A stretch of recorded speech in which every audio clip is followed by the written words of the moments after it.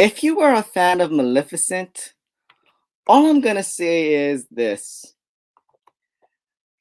Cruella did it better. Oh, strap in for this.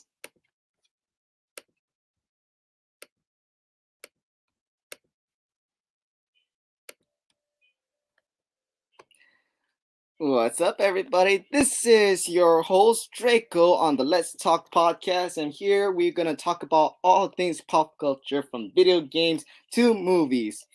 Just as a quick disclaimer, none of us on this cast of podcasters are part of any type of professional journalism. So, with a grain of salt, please take our opinions into just a minute entertainment consideration. While we do try our best to give credential, um, you know, uh, credential out in public information, please remember that our opinions are our own opinions expressed in our way to be able to express these stories to everyone in our community. With that being said,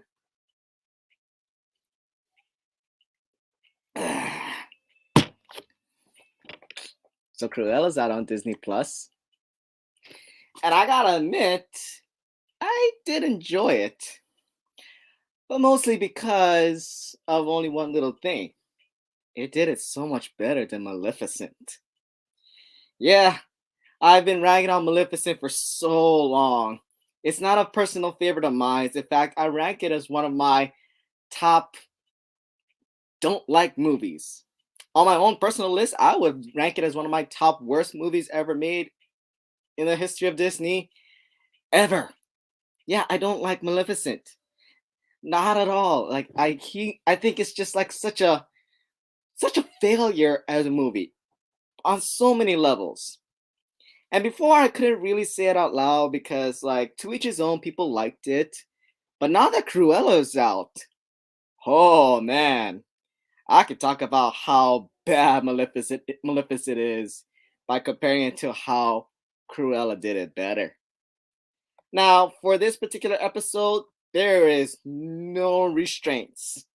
I'm going to be talking about both movies in a way that will be able to help express my opinions, which means, bruh, there's going to be so much spoilers in this episode. Now, if you feel uncomfortable with this, then feel free to leave a comment in the video, and we'll see you at the next time. But for those of you who want to hear my opinion, let's go.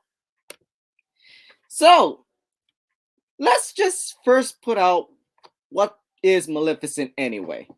The movie of Maleficent is going on with this whole idea that there are more to each side of a particular story. There's not just the one angle story that has been presented over generations for however long that puts the hero in the perspective main character role.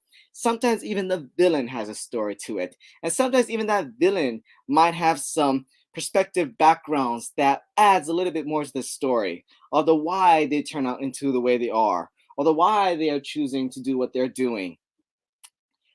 It was an interesting idea. In fact, like it, if you can look it up, I believe the tagline poster to Maleficent back in 2014 was "There's every side to every story." Okay, so we might hear the background story of the malicious, malevolent, malev- the malicious, the malevolent, the absolute incarnation of destruction, Maleficent, who back in the cartoons was an all-time top tier evil of all evil villains.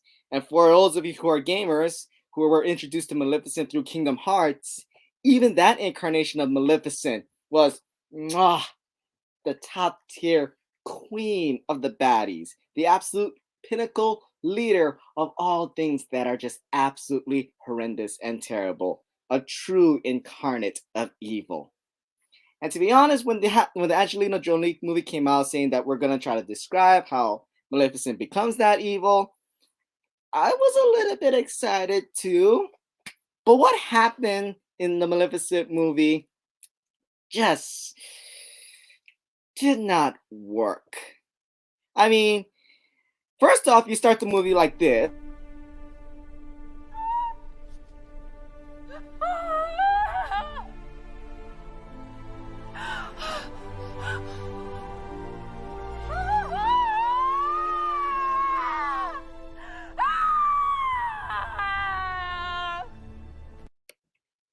Then you try to explain that that character becomes this.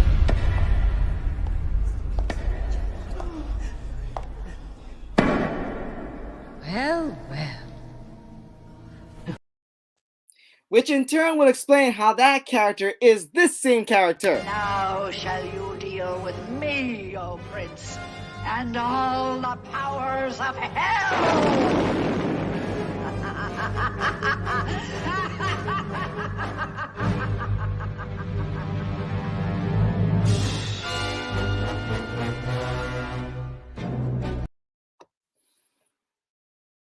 Guys, it just did not happen.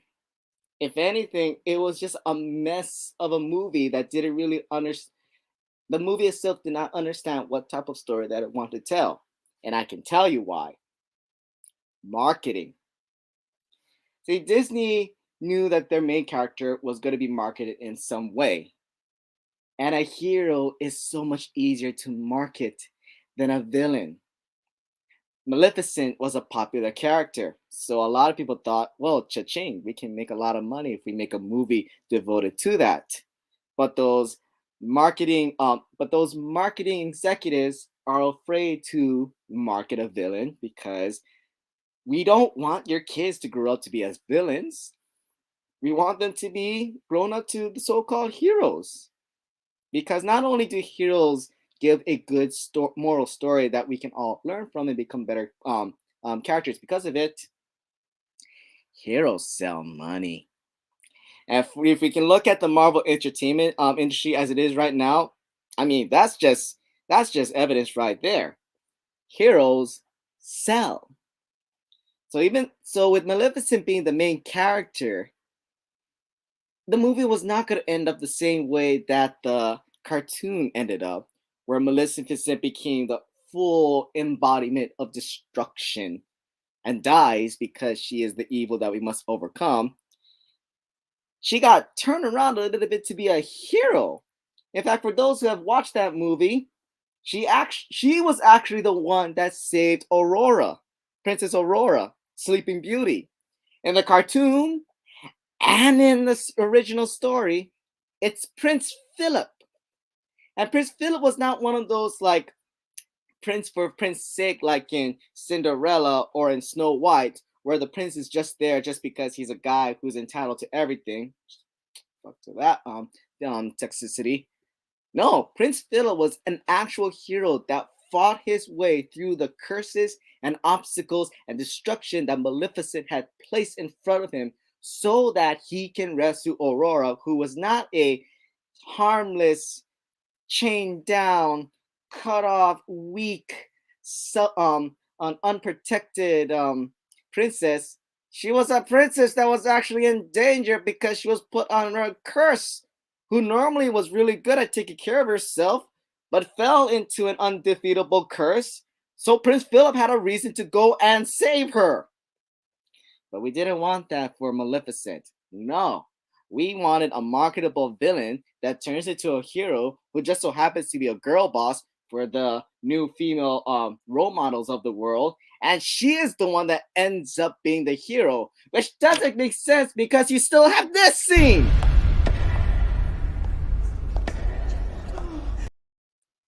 And in that particular scene, back in the cartoon, when you're first introduced to Maleficent, she's not somebody who's out as revenge against the king because they had a personal history. In the original cartoon and in the original story, Maleficent was a torrent embodiment of evil who was, surprise, surprise, a very, very excited child killer. Yeah, she wanted to kill that kid. Not for out of revenge sake, but really for fuck's sakes. She really thought it would be real. She would thought it would be such an incredible, exciting hoot to just go over and kill the kid. No other reason. except that she wanted to. And that desire and want comes from a very villainous side, not from a heroic side. But of course, Disney was too afraid to market someone like that to live action. Instead, they actually rewrote our child killer villain into this person who somehow actually becomes adored by the child she wants to kill. Look at this. What is this? What's so villainous about that?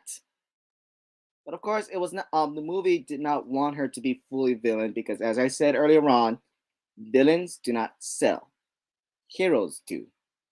So when they created the live action Maleficent, they literally rewrote the story so that Maleficent is nowhere near the villain that she was in the original story.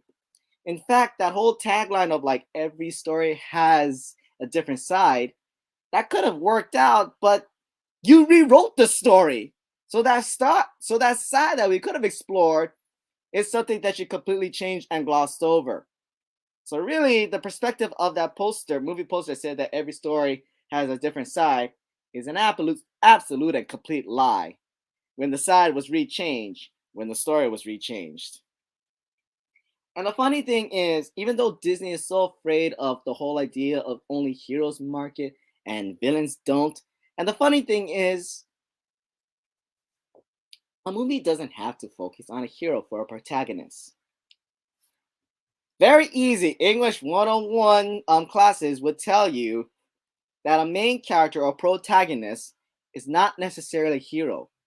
He's just the main focus of the story. He doesn't have to be a hero, and sometimes he could be the villain. His moral compass does not matter. His moral compass needs to make sense in terms of the plot and the story, but his morality rating or his morality side does not dictate whether he's a protagonist or an antagonist. What dictates that he's a protagonist is that he's the person who's telling the story.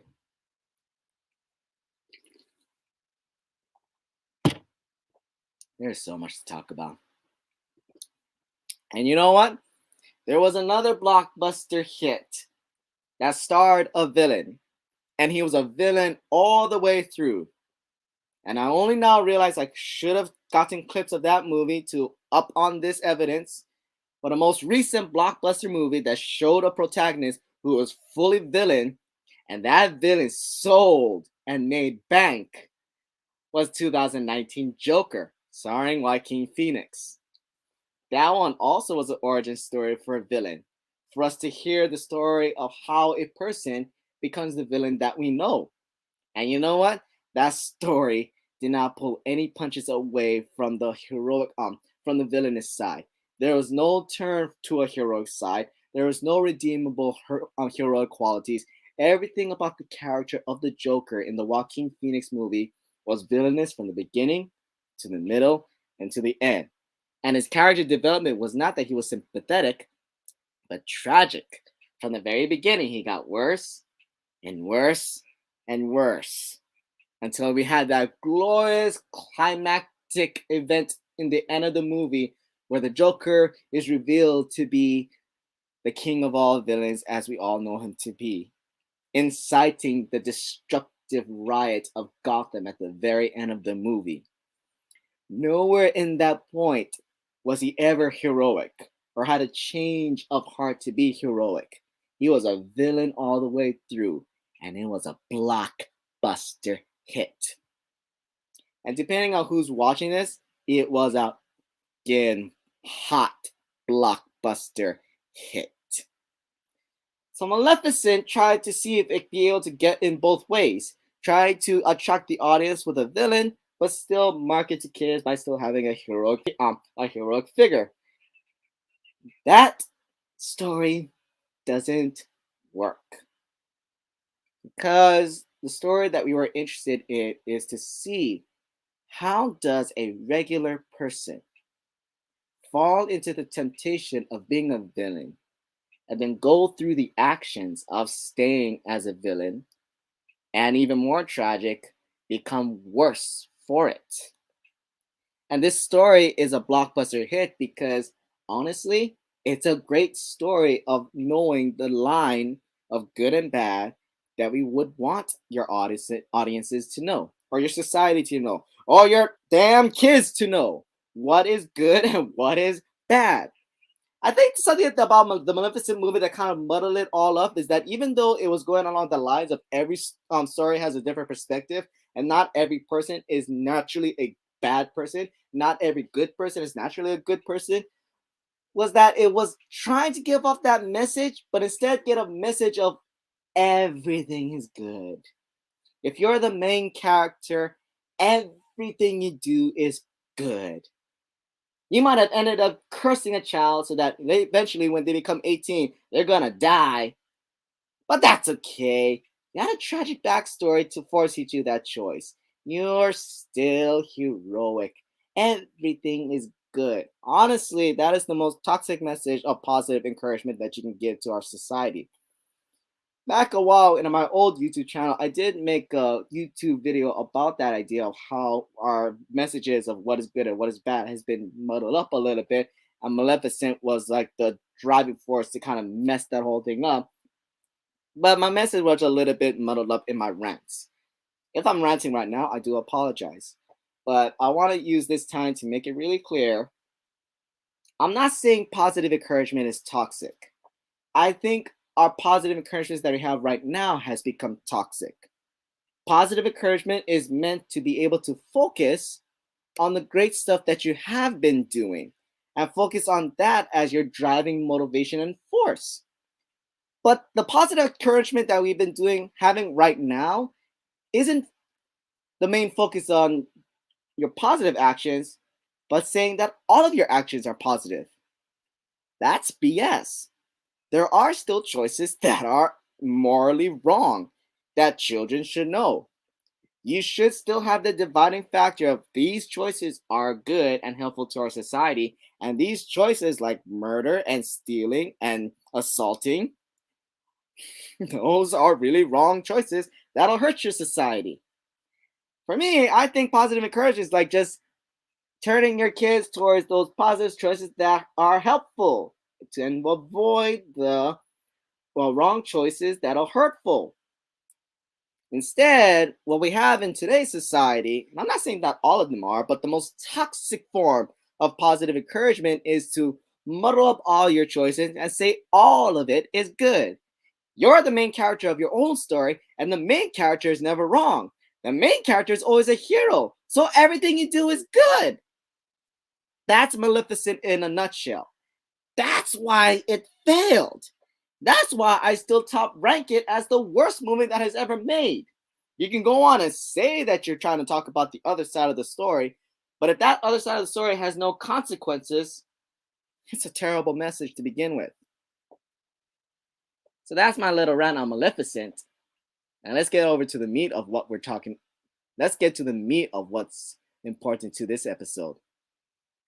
Cruella did it better.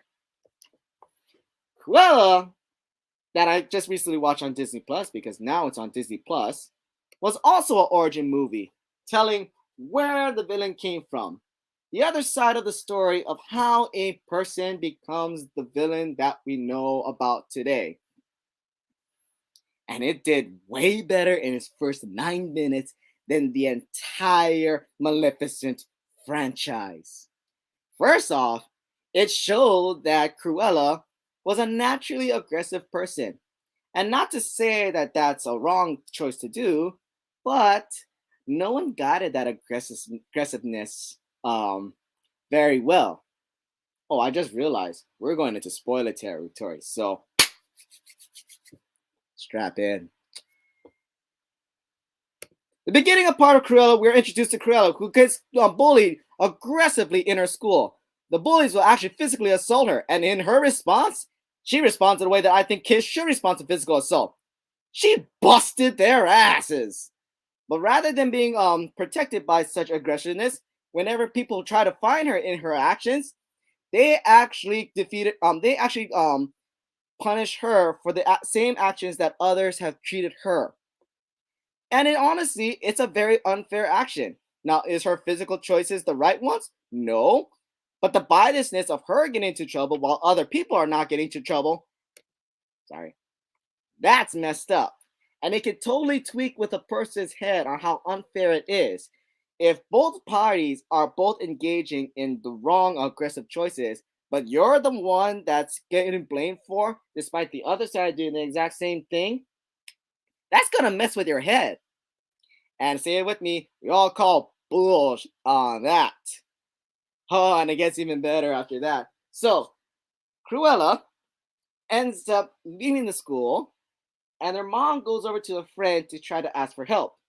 While she's at the house, which is having a party, by the way, Cruella has this naughtiness of interest, curiosity to go check out what's going on. So she slips into the house, sees the party that's going on, and she attracts the attention of Dalmatians. Nostalgic irony, right? She was playing around with the dogs a little bit too much, and she let the dogs outside where her mom and a secret helper are at. She dodges the dogs, but the dogs kept going, and it tackles into the mom, and the mom falls off the cliff, and we actually see her fall. The mom dies.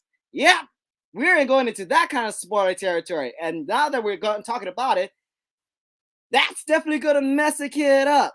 When you see your parent die, and you feel that it was your fault because Cruella was the one that led the dogs to tackle into the mom. Cruella runs off and she becomes an orphan on the streets of London. And while she's there, she bumps into two other orphan kids, Jasper and Horace.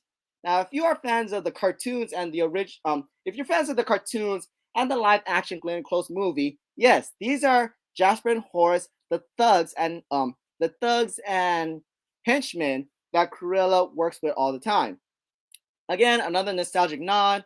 Whether it's appropriate or not, I don't know, but it kind of does work in the movie. So Cruella, Jasper, and Horace all grew up as orphans on the street, which in itself is not going to be the best environment for a kid to grow up on.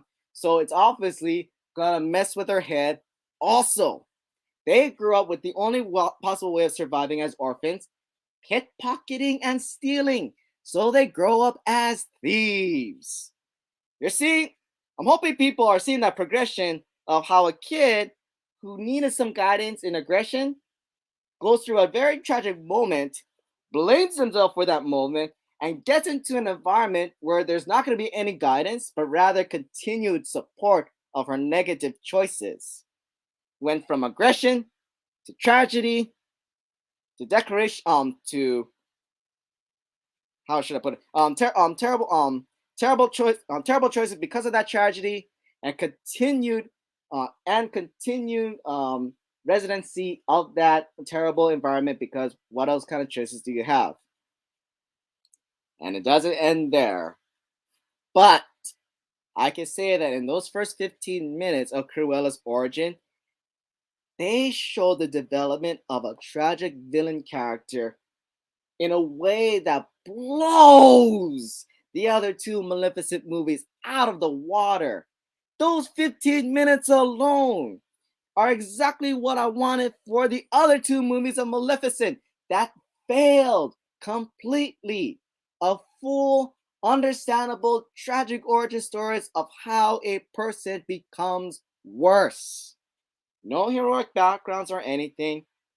Tragedy and wrong choices that leads you to an environment that's not gonna make you any better. And it doesn't end there. Now later on, Jasper and Horace, because they are somehow the good influences in for Cruella, despite being the ones that teaches her how to steal, were actually able to forge a resume for Cruella so that she can be so that she can be legally hired into a fashion department, because they've already noticed that Cruella has the dream of being a fashion designer. And as she's working there at a piss poor job where she's a janitor, she ends up getting drunk in the movie. They actually showed drunkenness in the Cruella movie. And in her drunkenness, she actually decorates the department store in her own style and fashion. Now, this would have led to her being fired, but she gets discovered by a fashion designer named the Duchess. The Duchess is the main fashion lead in all of London at the time. And not surprising, she has all of the aura, feel, and personality of our main antagonist and possibly our final boss for Cruella in her final form. She sees the designs which is literally property damage and graffiti that Cruella plastered all through the department store in her drunkenness because her boss is a boss who treats her like dirt. And she actually hires her to be a fashion designer, which in itself, I also call BS on it. How you can be drunk at work and yet somebody discovers you and calls it creative and hires you on the spot.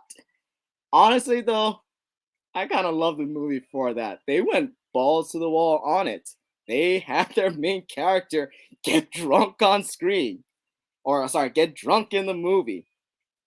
Oh, and it gets better. It gets better.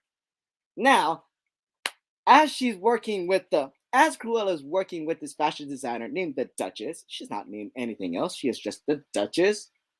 Through sheer coincidence and innuendo drops, Cruella, as a rising right-hand designer of the Duchess, would later find out that it was the Duchess that her mom was talking to at the very beginning of the movie.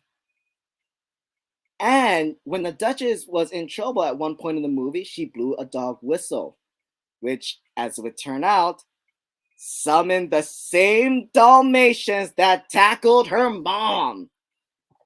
So, where's my little thing?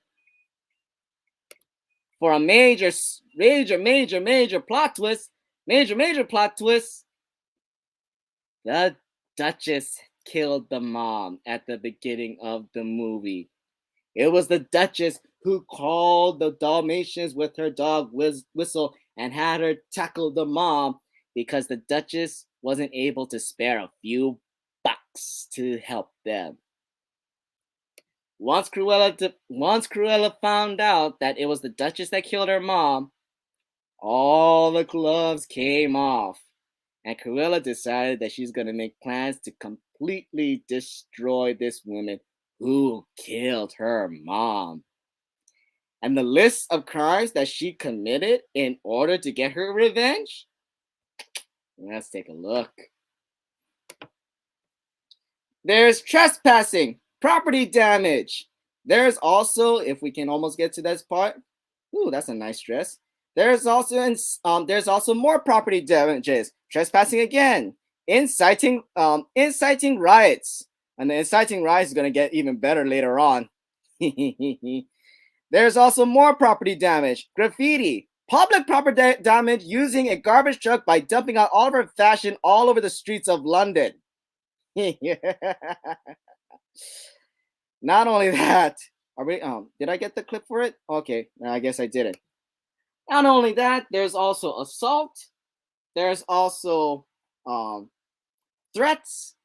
And again, at the mid climax of the movie, she incited a riot in front of the Duchess, solidifying her popularity as the leading fashion designer of London in comparison to the Duchess. Now, if the movie had ended over there, I would have been happy with it. Honestly, with all of its cheesiness, I would have given it a 10 out of 10 movie. But unfortunately, the ending of the movie got a little heroic at the end.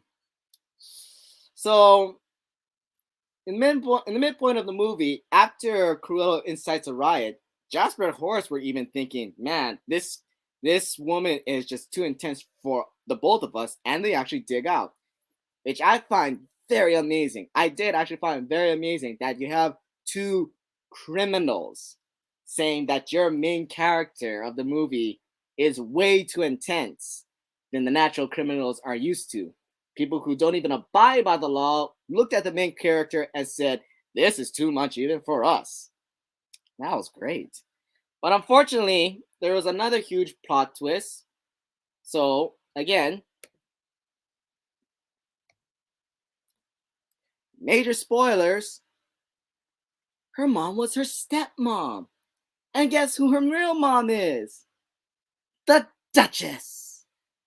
The Duchess actually dropped Cruella off into the hands of the maid and made her the mom to Cruella. In fact, that wasn't even her original idea. The original idea for the Duchess, in fear that having a child would, destroy her career, actually asked for her child to be aborted. This movie went all tried to go all the way, although the plot twist wasn't that good. But anyways, yep, the Duchess is the mother of Cruella, and realizing that she'll need more help in order to take down somebody who is her mother, she apologizes to Jasper and Horace for going all out, and they figure out a scam to be able to steal all of the fortunes of the Duchess so that they transfer over to the bank account of Cruella de Vil. Now, even though I said a lot of spoilers to this end, I don't think I have it in me to be able to tell the ending. Not that's because I don't want not because I don't want you guys to know. It's just that the ending was so stupid it makes me too tired to try to explain it. But I will say this about the ending that makes it so tiring is that the ending had the very same problems as Maleficent. You can't market a villain. You have to market a hero. So what happens at the end of the movie is becomes more of a bank heist to try to steal the fortunes of the Duchesses in a much more tame style in comparison to the riots that Cruella created in the middle of the movie when she fully took over the popularity of the fashion design world. And the ending was a bit more tame, just so that Cruella has this more heroic side to her. Now her talk of revenge is more for like a revenge for herself, for her redeeming self, because the Duchess wronged her in such a terrible way, truly wanted to abort her child. And so Cruella is just taking back what belongs to her. And she did it with the power of friendship.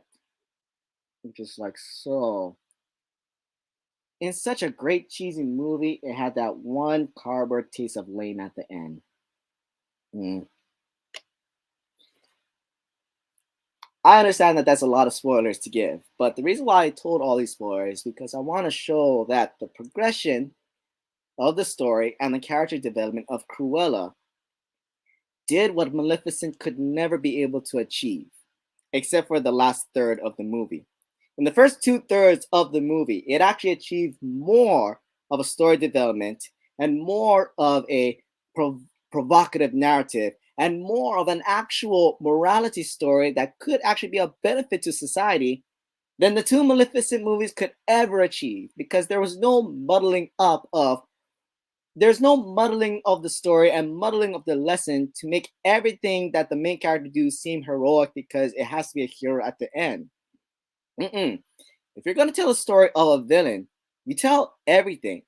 The horrible cases that rightfully people shouldn't go through, the tragic moments that honestly wasn't their fault, but also their mistakes and wrong choices that made them continue to fall and fall and fall and fall.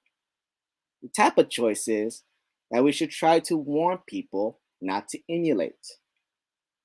And of course, we can't say that there's going to be somebody in the world who might copy the actions of Cruella and end up stealing dolls and shaving them down into a fur coat just to incite a riot against somebody that they have a grudge against. I am hoping nobody copies that. But the thing you gotta remember is that movies are an expression of an idea. And to make the idea obvious, you have to go to the extreme portions, both so that the message can be seen easily and also for the entertainment factor. But if you're able to put in some initiative interest to pull back the entertainment and spectacle of the movie, grind it down to its simple messages, then there's actually a lesson there that can be really wonderful for the society to learn from. Oops, excuse me. Some people did that to Maleficent, where, like me, where we took apart the spectacle, wind it down to be more simple, and grind out the simplicity of the message of the movie. And the message of Maleficent is a very weak, if not horrible, toxic message for our community. Do whatever you want because you're the main character, and what you do is not wrong. That's honestly Maleficent. Cruella, on the other hand, is it's understandable that you go through hard things. It's understandable that you are in environments that you cannot control. But at a certain point, you got to take responsibility for the choices that you make in those hard, terrible situations. And that point in the movie where Jasper and Horace said, "We're done because you're too crazy," was the pinnacle moment of the movie that actually hammered down that message that you need to take responsibility for your choices. And that's why Cruella did it better than Maleficent. Well, that's all I can say about that. I heard that Star Wars Vision is now on Disney Plus, and I'm gonna spend my weekend binging on that. But in the case of the Maleficent Cruella thing, feel free to leave a comment feel free to leave comments down below if you either agree with my opinion or you don't. And feel free to text your comments and opinions also on my Twitter page, which I can try to find. I'm still getting used to this whole podcast thing. Where is it? Ah, there it is. Talk Story Twitter accounts. If you want to leave another comment for me, whether you agree or disagree with me, I am on Twitter account 3C Draco. Leave a comment, leave a discussion, and let's hear a story that we can discuss together. Until then, I hope you guys enjoyed this story, and I will see you guys at the next one. Shoots.